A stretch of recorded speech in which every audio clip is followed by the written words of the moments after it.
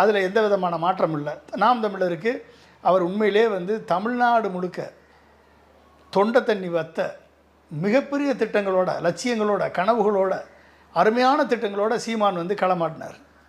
சாட்டை திருமுருகன் எல்லா ஊருக்கும் போய் பேசினார். இடும்போனம் கார்த்தி உட்பட பல்வேறு நாம் தமிழர் கட்சி தம்பிகள் வந்து களமாட்டினாங்க.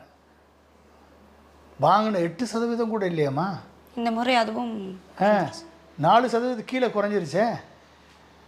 எப்படிம்மா அது எப்படி நடக்கும்? ஓட்டு டைவெர்ட் ஆகாமல் எப்படி நடக்கும்? இத்தனைக்கும் அது கமிட்டட் ஓட்டு. 8% வாக்கு நாம் தமிழருக்கு கிடைக்கிற வாக்கு கமிட்டட் ஓட்டு. அது எப்படி குறையும்? கொஞ்சம் கொஞ்சமாக படிப்படியாக முன்னேறி வந்த வாக்குகள் எப்படி வந்து மொத்தமாக குறையும்? இவிஎம் ட்ரான்ஸ்ஃபர் இல்லாமல், இவிஎம் ஹேச்சிங் இல்லாமல் எப்படி குறையும்? இங்கேருந்து எடுத்து தான் நாங்கள் கொடுக்கணும். ஏடிஎம்கே, டிஎம்கே, நாம் தமிழர் 3 பேர்லேருந்து எடுத்து தானே அதை மாற்றணும். விழுந்த ஓட்டுகளில் 35% கொடு அப்படின்னா, விழுந்த ஓட்டுகளில் 35% ஓட்டை விசிலுக்கு கொடுத்துரும் இவிஎம். அங்கே தான் யார்கிட்டருந்து எடுக்க முடியுமோ அங்கேருந்து அங்கங்கே இவங்ககிட்டருந்து கொஞ்சம் எடுத்துக்கோ, இவங்ககிட்டருந்து கொஞ்சம் எடுத்துக்கோ, இவங்ககிட்டருந்து கொஞ்சம் எடுத்துக்கோ. 50% நாம் தமிழர் எடுத்துரு, அவ்வளோதான். அது வந்து இவிஎம் வந்து சைலண்ட்டாக அதாக பண்ணிட்டு போகும்.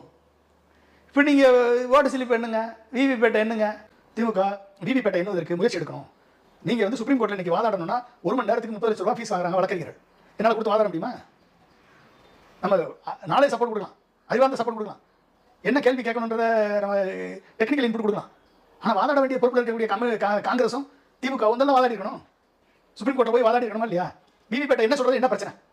விவிபேட்டை இருக்குது, விவிபேட்டில் பிரிண்ட் அவுட் ஆகி வருது. அந்த பிரிண்ட் அவுட் ஆன ஸ்லிப்பை என்ன அனௌன்ஸ் பண்ணுங்கன்னு சொல்கிறதுல என்ன பிரச்சனை? ஒரே ஒரு குற்றம், ஒரே ஒரு இது சொல்கிறது, எனக்கு நேரம் ஒரு காரணத்தை மட்டும் எலெக்ஷன் கமிஷன் சொல்லுது. நேரம் ஏற்கனவே இத்தனை ஓட்டு போட்ட 15 நாள் கழிச்சு என்றாங்க. 15 நாள் காத்திருந்தவங்க 2 நாள் கூட காத்துக்க மாட்டோமா? அது பொய்யான காரணத்தை ஈஸி எலெக்ஷன் கமிஷன் சொல்லுது, அதை சுப்ரீம் கோர்ட் ஏற்றுக்குது. இதை மாற்றாத வரைக்கும் நீங்கள் எந்த எலெக்ஷன் வச்சாலும் பிஜேபி யார் ஆட்சி வரணும்னு நினைக்கிறதோ அவங்க தான் வருவாங்க. வேறு யாரும் வர முடியாது. இது உறுதி. பெர்செப்ஷன் கிரியேட் பண்ணுவாங்க, மக்களை நம்ப வைப்பாங்க. நம்ப வச்சு இது எலெக்ஷன் ஓட்டு மிஷின்லாம் ஒன்றும் இல்லைன்னு சொல்லி அதுக்கு இப்போ பேசுறது ஒரு 10 பேர் இருப்பாங்க. அப்போ ஓட்டு மிஷின்லாம் ஒன்றும் இல்லை, மக்களாக பார்த்து ஓட்டு போட்டாங்க, நம்ப வைப்பாங்க. நம்ப வச்சு உங்களை கழுத்திருப்பாங்க. நீங்கள் தெருவில் நிற்க வேண்டியதான், நின்றுட்டு போங்க, எனக்கு என்ன, நம்மளுக்கு என்ன சொல்ல வேண்டியதை நம்ம சொல்கிறோம். எலன் மாஸ்க்கு ஓட்டு மிஷின் நம்பல, ட்ரம்ப் நம்பல, ஜெர்மனி நம்பல, ஜப்பான் நம்பல. ஆனால் இங்கே இருக்கக்கூடிய காங்கிரஸ்காரர் கார்த்திக் சிதம்பரம் நம்புவார், இங்கே இருக்கக்கூடிய திமுக